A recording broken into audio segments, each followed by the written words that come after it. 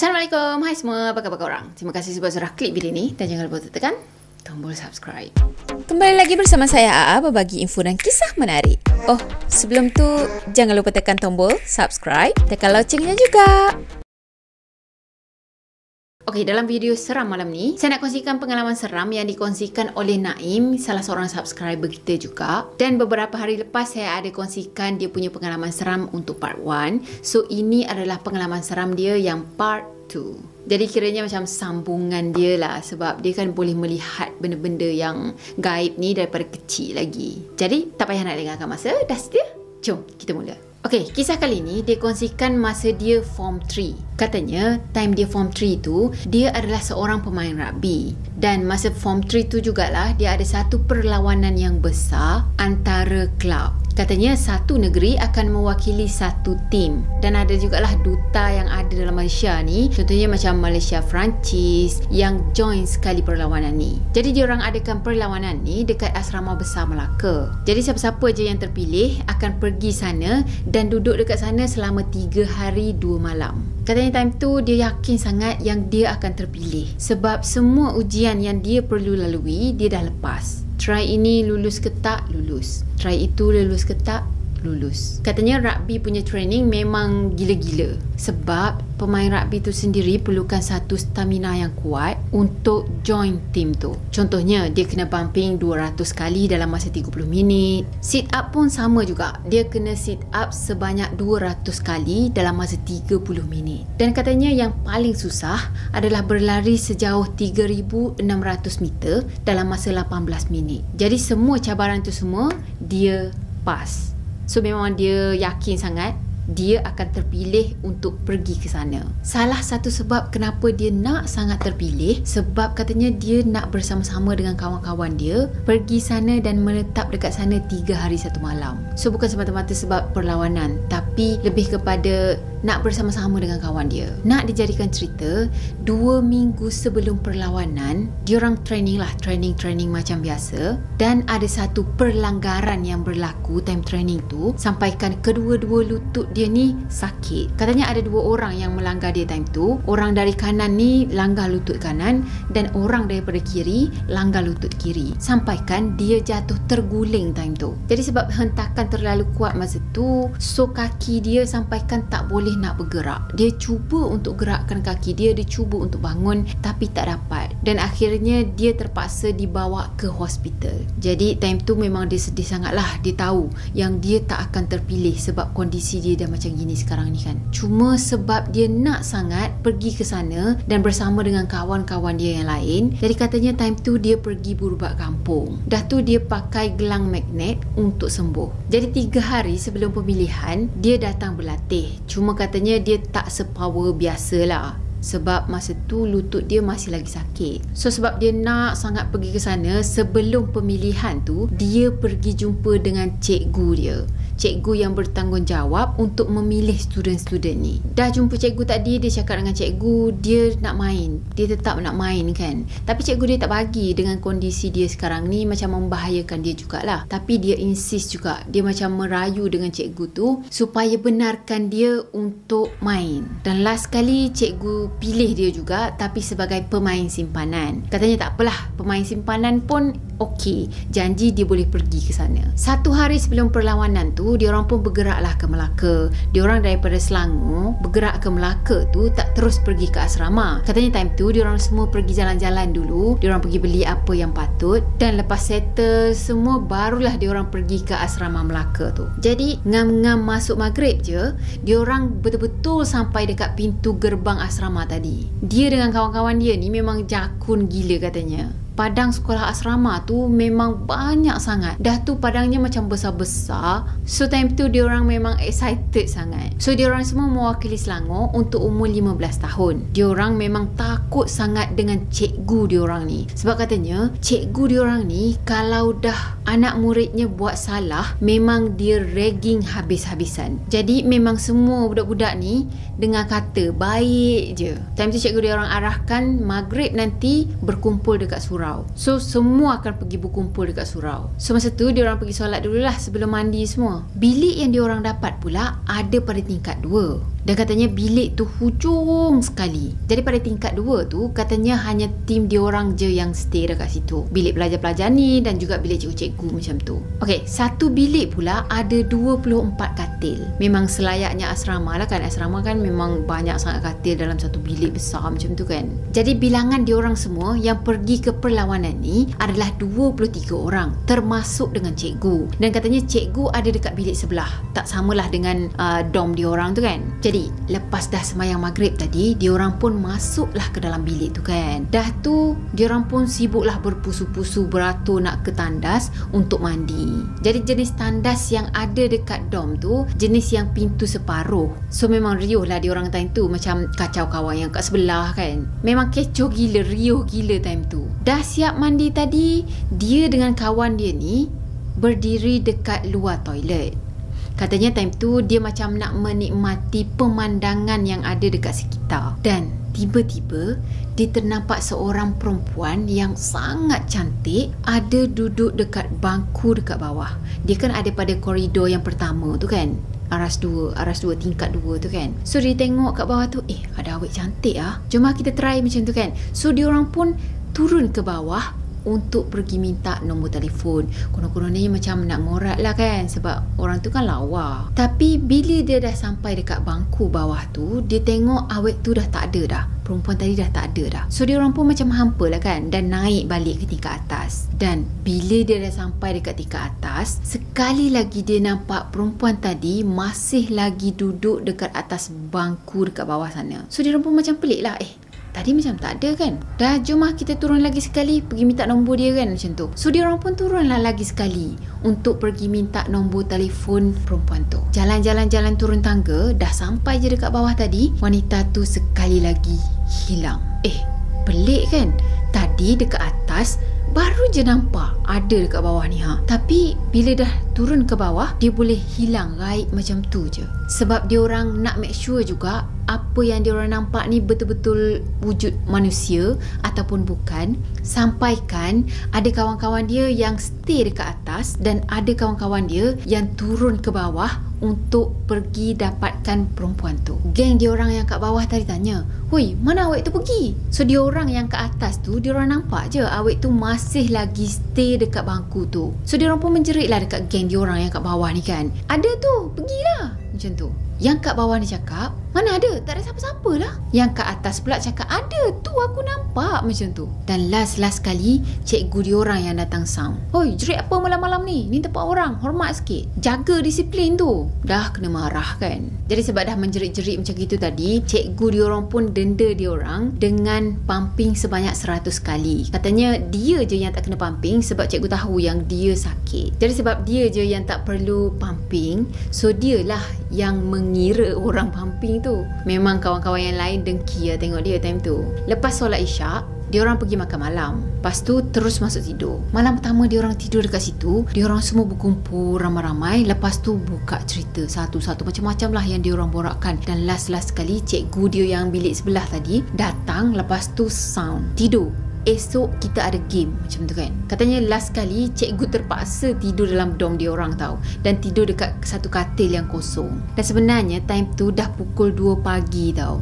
Katil yang dia tidur time tu adalah katil 2 tingkat dan dia ada pada tingkat 2. Jadi sebelah katil dia ni adalah tingkap, dan tingkap tu pula macam menghadap belakang bangunan tau. So time tu sebelum dia nak tidur, dia pandanglah keluar tingkap dulu kan. Pandang keluar tingkap, layan-layan mata katanya, sambil-sambil tunggu mata mengantuk dan tidur kan. Dan time dia pandang ke arah luar tingkap tu, sebenarnya dia ternampak seorang nenek tua, macam nenek kebayan macam tu. Cuma mungkin sebab dia dah terbiasa nampak penampakan yang macam gitu, jadi dia abaikan benda tu dan terus tidur. Esoknya tu bunyi je azan subuh, salah seorang daripada dia orang terus bangun dan pergi buka lampu. Lepas tu dia kejutkan semua geng-geng dia orang. Jadi masing-masing pun bangun, kemas tempat tidur, lepas tu pergi solat subuh dekat surau. Dan lepas solat subuh tu dia orang balik ke bilik balik. Jadi pagi tu barulah dia orang perasan yang sebenarnya aras tu ada lagi 2 bilik yang kosong. Katanya salah satu bilik tu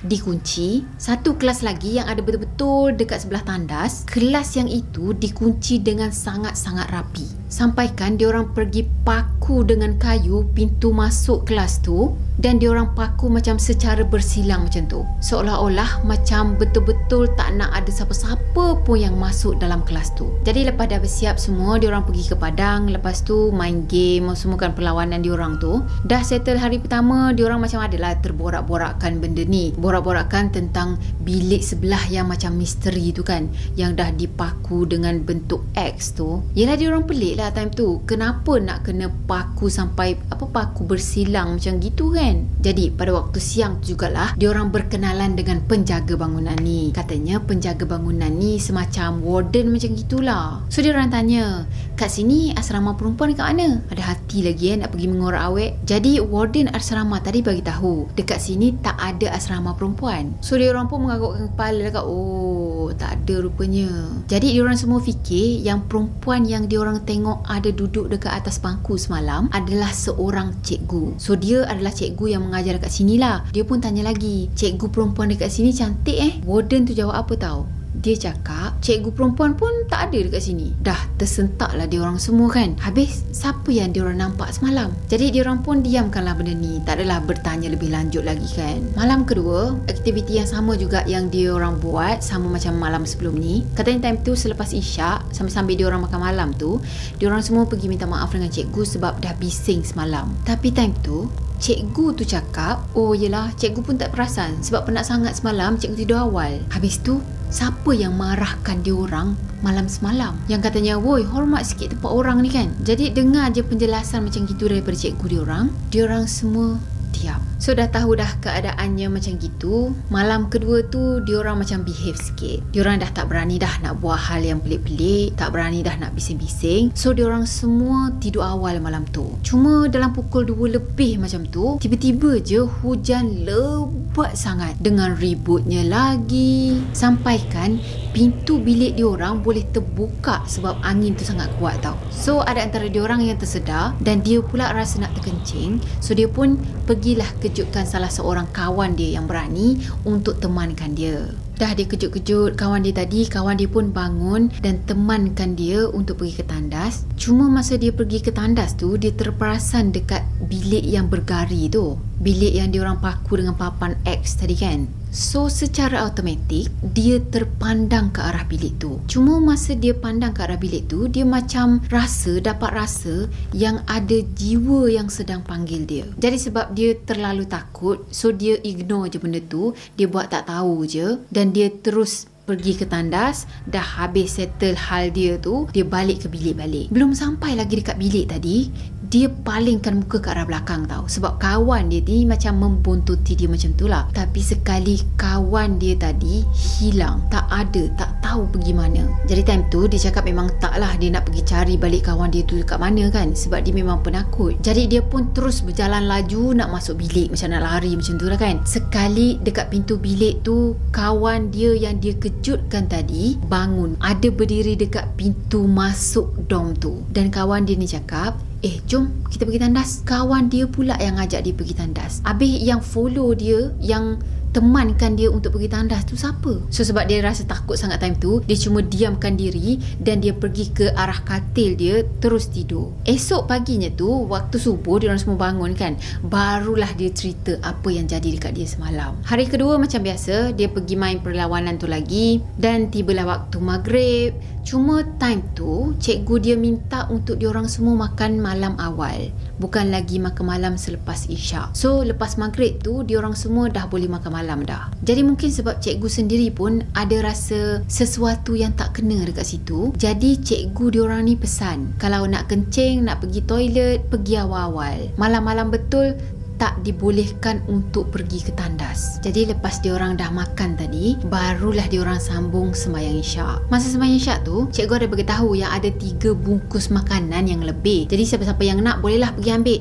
Makan sekarang, jangan nak makan malam nanti, macam tu lah. Sebab katanya malam nanti pukul 10 malam je memang kena tidur. Jangan main, jangan pergi ke tandas, jangan merayau. So dia pun pergi ambil sebungkus makanan tu dan dia pun pergi duduk dekat tangga dan makan dekat situ.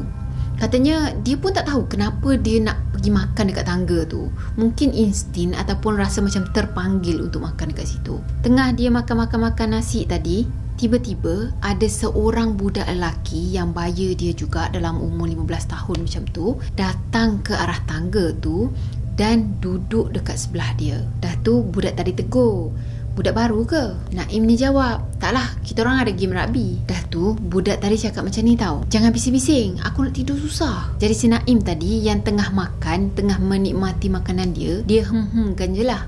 Yelah ya, macam tu lah kan. Dah tu sempat lagi tau Naim ni ajak budak tu untuk makan, "Jemputlah makan," macam tu kan. Tapi budak tu cakap tak nak. Dah tu dengan spontan Naim ni tanya, "Duduk mana?" macam tu kan. Budak tu pun cerita, "Saya duduk kat bilik tu." Sambil-sambil budak tu tunjukkan bilik yang dipangkah tadi, bilik yang dikunci dengan rapi tu. Naim ni pula dia khusyuk sangat makan sampaikan dia tak perasan bilik yang mana yang dimaksudkan oleh budak ni. Dia cuma jawab, oh macam tu je lah. Dah tu Naim tadi tanya lagi, "Dah lama ke kat sini?" Budak tu jawab, "Dah lama dah. Family saya tak nak ambil," katanya. Naim pun dengan spontan dia pergi tanya, "Kenapa?" Budak tu pun buka cerita tau. Dia cakap dulu dekat sini dia orang gunakan kipas shilling tau, bukan kipas yang tampal dekat dinding sekarang ni. Dah tu budak ni cakap yang katil dia ada pada tingkat 2 dan malam tu pula hujan lebat sangat dan dia bangun dengan terkejut tau. Dia bangun je daripada tidur terus duduk dan masa tu sebenarnya dia lupa yang betul-betul ada atas kepala dia tu adalah kipas shilling. Dia cakap, "Saya lupa ada kipas atas kepala. Lepas tu kepala saya kena kipas dan putuslah kepala saya." Naim tadi, walaupun budak tu cerita macam gitu, dia tak perasan apa yang budak tu jelaskan kat dia. Dia cuma cakap, "Oh, macam tu." Tak lama lepas tu ada salah seorang kawan dia datang, lepas tu tegur, "Naim, kau cakap dengan siapa?" Dah si Naim ni pun cakap lah, "Ni ada ni kawan baru," macam tu. Tapi masa dia palingkan muka untuk tengok ke arah budak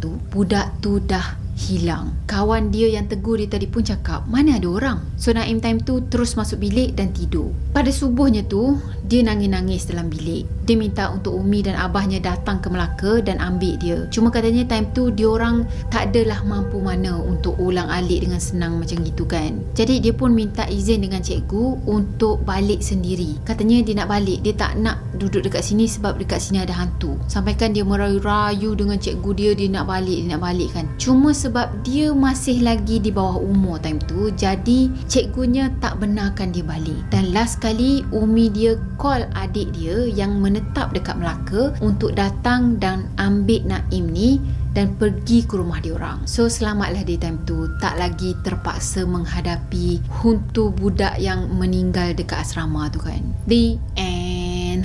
Sebenarnya tak the end tau. Sebenarnya kisah dia ni ada sambungan dia. Selepas dia balik daripada permainan rugby dia ni, dia ada balik kampung dan adalah beberapa kisah-kisah yang menarik lagi yang dia sharekan. Tapi saya akan ceritakan dalam next video. Pandai kan? Nak bagi orang tertunggu-tunggu, lepas tu macam suspense macam tu.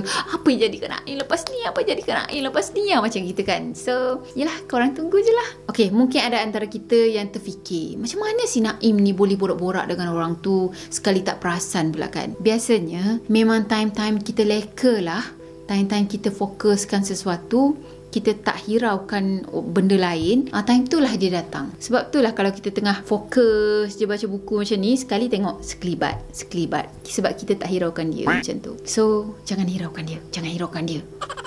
Okay, jadi saya harap korang suka video ni. Dan kalau korang nak video macam gini lagi dan lagi, video tentang kisah-kisah seram, pengalaman daripada subscriber, pengalaman seram orang lain, dan pengalaman seram nurse pun ramai yang request hari tu. Dah semua cerita-ceritanya. Cuma itulah belum lagi berkesempatan sebab kita macam nak kena tukar-tukarkan jadualnya kan. Jadi macam biasa, korang kena tekan tombol like, comment, share dan juga subscribe. Jumpa lagi di next video. Bye bye. Assalamualaikum warahmatullahi wabarakatuh. Bye bye.